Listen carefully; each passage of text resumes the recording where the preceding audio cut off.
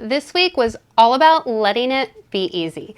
So we ended up having a little mashup of actually 3 different lessons for the week: nature study, read aloud, and kitchen classroom.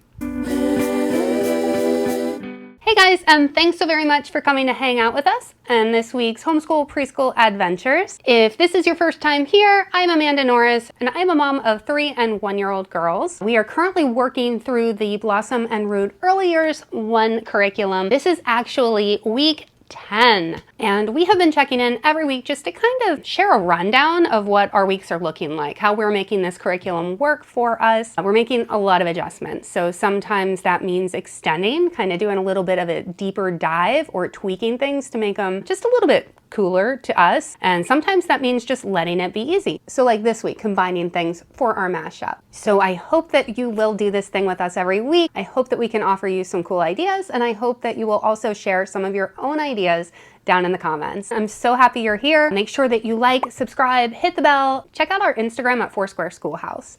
Now, since this is the 10th week, I am offering a little bit of a bonus printable, so be sure to stick around, hang out until the end, and I'll share that with you. All right, so this week, week 10, mashup. Let's go.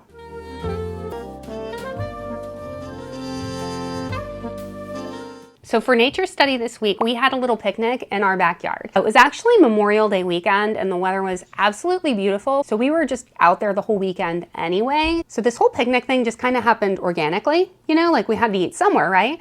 And we also had to eat something, so it might as well be a Korean meal. The read aloud for this week was Bim Bop, which is a really cute little book that talked about a Korean family buying and prepping ingredients and then cooking and eating a dish called Bim Bop, which apparently means mix rice. So there was an actual recipe in the back of the book for this meal, but we just let it be easy and hit up Trader Joe's. So we didn't actually make Bim Bop, but we did make our own sort of mix rice thing, I guess, with lots of similar ingredients. We got this frozen beef bulgogi, which I think is really good. I can't speak to the authenticity of any of these items, but my family really likes them. They're yummy. We also got a bag of veggie fried rice and some scallion pancakes because I figured Lucy probably wouldn't actually try the bulgogi, and I was very much correct. So it was good to have that as a backup since it at least had some similarities to the meal in the book. And then we took it all home, warmed it up on the stove.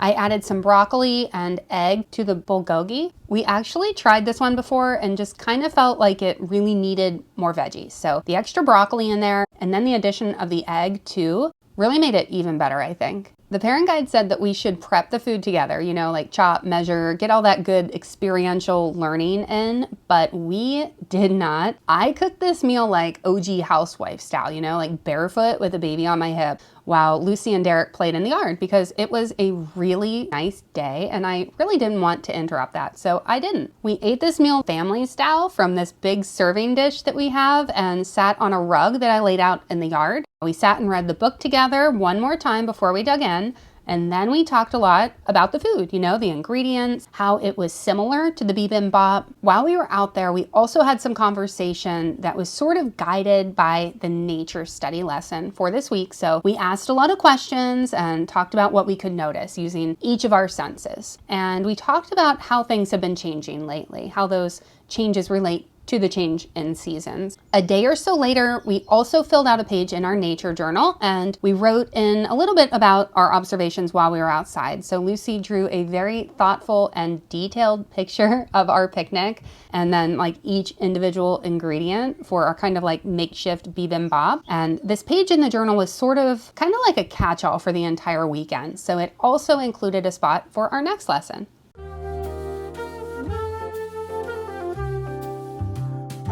For math and science this week, we talked about how different types of fruit are the same and how they're different. So this lesson started at home, just talking about the fruits that we had on hand. And then we took it to Trader Joe's with us when we went to get our Korean food. Unfortunately, we couldn't find any of the summer fruits that we really wanted to pick up, like peaches, nectarines, plums, but we did grab a watermelon, which we haven't had for a while. And again, it was a really nice weekend. So we moved this party out to the pool and we washed all the fruit beforehand because I am a total and complete weirdo about how dirty I imagine produce must be after being touched by so many people and traveling, and I didn't want any like funk in the water. Ugh. So yeah, I did that. And then we had a little like sink float experiment and just sort of plopped each piece of fruit into the pool to see what would happen. And before each drop, we had Lucy sort of hypothesize about what was going to happen. And in the end, we had a lot of floaters. I think that the lime maybe was the only one that sunk. But yeah, it was fun, and it was just kind of a nice seasonally appropriate activity to extend on our fruit comparison.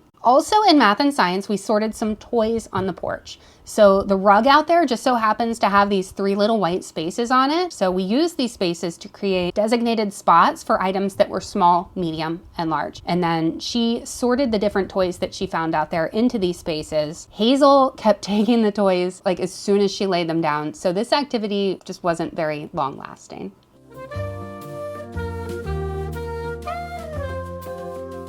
This week's picture study was Elsie in a blue chair. We talked about the subject matter, colors, what Elsie was doing, thinking, feeling, all that kind of stuff. Lucy thought that she was sitting in a chair, watching TV, thinking about going outside.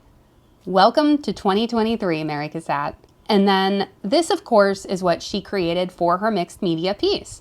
We use lots of recycled materials for art, and she chose a little box piece to use for this because it happened to have a lot of the same colors as the painting. So that was really cool. We usually turn these over, and use the blank side, but this time she chose to put her art right in there with these little mini ice cream cones. So I cut a bunch of little pieces of blue construction paper out for her so that she could use whatever she wanted in this piece. And right away, she grabbed the rectangles that she needed to make a big blue chair. And then she requested a black piece of paper to make the TV that she imagines Elsie was watching. And she also used Quick Sticks to make Elsie. So as usual, I tried to kind of gently steer her, toward creating her own work of art instead of recreating the one that we studied. But I actually really like where this one went. I think it's really cool how she sort of created this little story about the painting, and then she was able to create a visual representation of her ideas.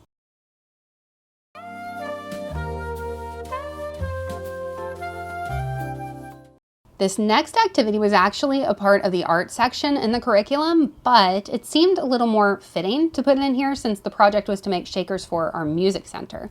So we made 2 shakers using paper plates, a staple gun, and then some dry corn and dry beans. I put this tiny, barely detectable mark on one so that I would know which shaker had the beans in it. And then we've been doing some comparison here and there, trying to guess which one is which. And there's definitely a difference in the sound that the different materials make. And I thought that's kind of a cool way to sort of extend on developing that ear for identifying instruments. We also used the shakers to practice making big and small sounds.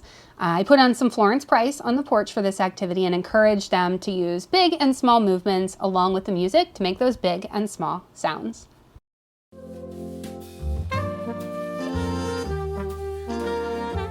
For kindness and connectivity this week, we made a homeschool sign. And I actually just learned through a Facebook homeschool group that having a name for your family's homeschool is a thing. Like, I had no idea. And that's so cool. So we could just use our, the Foursquare Schoolhouse, the name, the logo. We just ran with that. This was actually really appropriate for the week because Lucy's in a place right now. She's going through this phase where she's just all about creating signs for everything. So she's always making her own signs or asking us to write what she is thinking. So there's actually, this one is for fruits, drinks, and dinners. So as you can see, this lesson is just very much her jam. So we have this laser thingy upstairs that I've kind of been tinkering with here and there. Like, I'd really love to eventually open up a shop with some of the things that I've been making for the girls at some point. And we use this to make the actual sign with the logo and like the Foursquare Schoolhouse name. I had these cool little hexagon shaped blanks that I got at Target a while back that we used, and it turned out really nice. Then we took it outside when it was done for a paint job, and our homeschool also got a mascot in the process. So after painting the inside part of the logo, she painted so very carefully all around it with tiger stripes. So we're the tigers. And then, of course, because she's 3, where there's a tiger, there is an Ugga Mugga. So we put a little Daniel face on there too.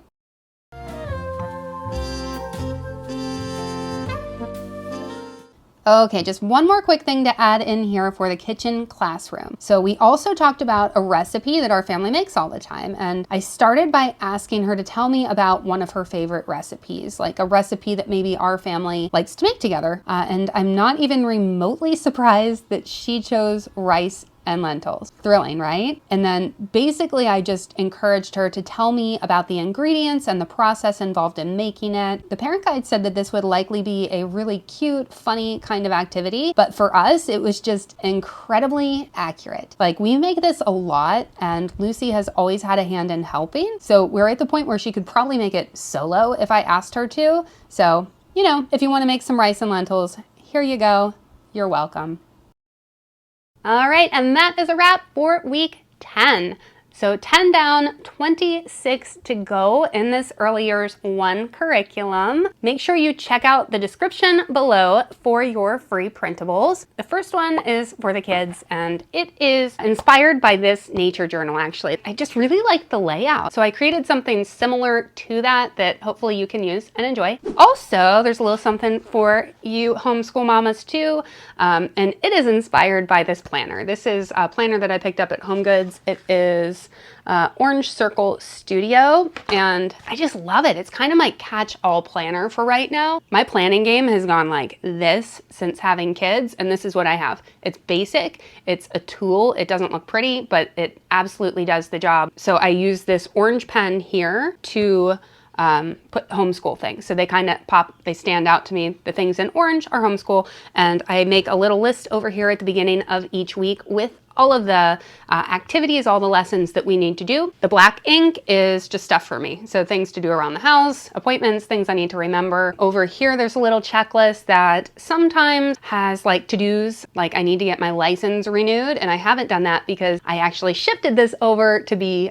things for my videos. So these are all things I need to work on for videos. The middle spot here, I do a habit tracker, and that is sometimes like a self-care kind of thing, making the bed, getting ready in the morning. Like, who knew I would be at a point in my life where I would actually need a habit tracker to tell me to get ready every day, but here we are. And yeah, so the printable that I made is just kind of a similar setup to this, and I hope that you use it, I hope that you like it, and I hope that you will check that super subtle little box that I included on your planner printable, reminding you to check back every week. Thanks for watching.